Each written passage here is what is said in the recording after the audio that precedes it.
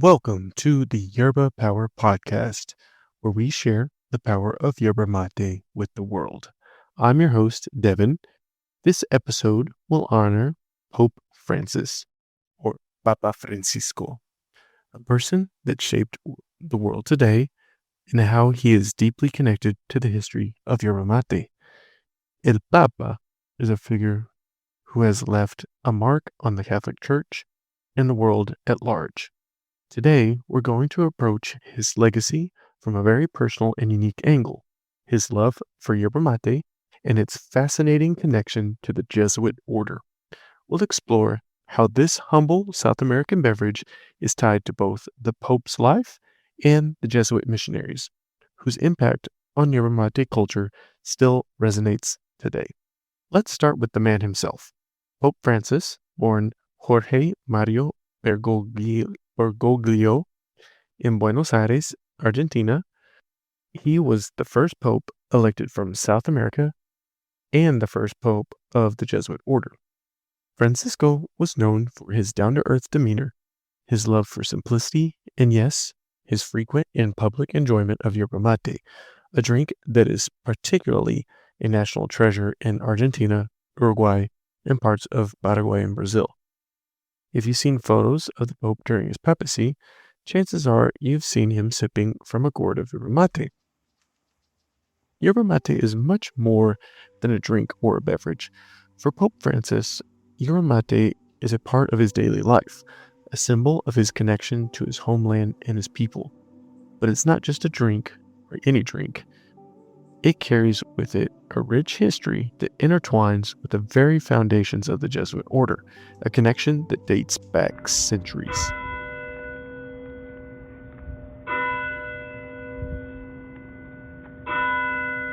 To understand the significance of yerba mate in Pope Francis's life, we need to step back in time, way back to the 16th century.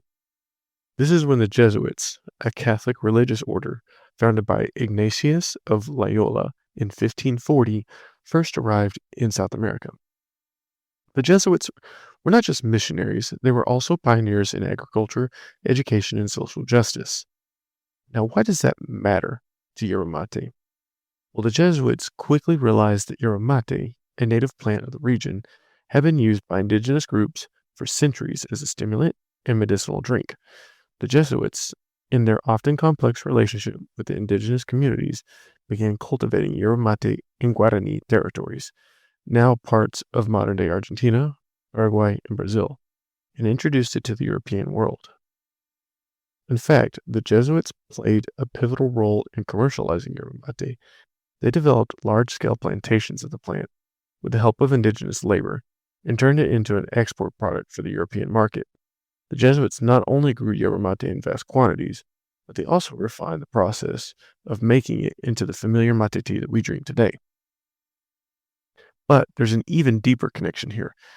The Jesuits weren't just cultivating the plant, they were building communities. And these communities, known as reducciones, were villages where indigenous people lived and worked under Jesuit guidance. In these communities, yerba mate became a central part of daily life, not just a beverage, but as a social ritual. Those new to yerba mate should know it's not just about drinking a cup of tea, it's about sharing. The ceremony of preparing the mate, passing it around, and the connection that forms between the drinker and the drink. The Jesuits understood this as well, and they fostered a communal culture around this mate that still exists today. It was as much about building solidarity as it was about enjoying a drink. But what happened to the Jesuits and their yerba mate plantations?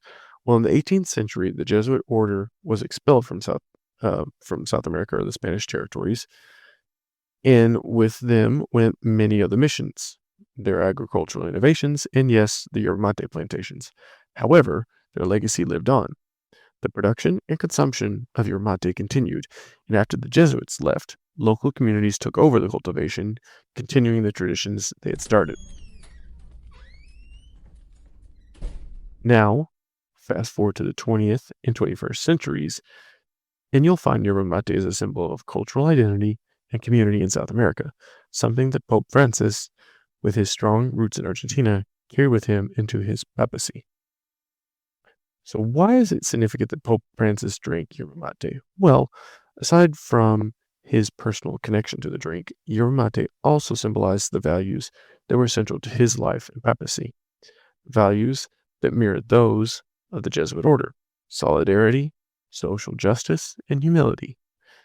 So imagine this: Pope Francis sitting in the Vatican, sipping yerba mate as he reflects on the many ways the world can be a more just and compassionate place. In fact, he's spoken about his love for mate several times, noting that it reminds him of home and the importance of sharing, of sitting together, having a conversation, and building a better world in small human ways. Ultimately, Pope Francis, like the Jesuits before him, embodies the spirit of sharing, whether it's a message of faith, a commitment to social justice, or even a simple cup of yerba mate passed from one person to another. And it's this act of sharing that connects him not only to the church, but to the history of South America and the indigenous cultures that have long called yerba mate their own. So, as we remember Pope Francis and his extraordinary life, let's also remember the quiet moments that defined him, like the simple act of drinking yerba mate, which for him was far more than just a drink.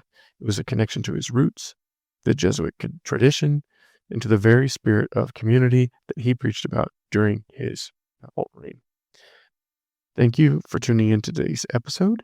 If you enjoyed this conversation, be sure to subscribe and share with friends.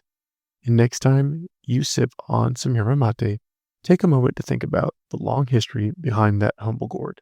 And who knows, maybe you'll feel a little more connected to the history of the Jesuits, Pope Francis, and the culture of South America. This has been Yerba Power Podcast.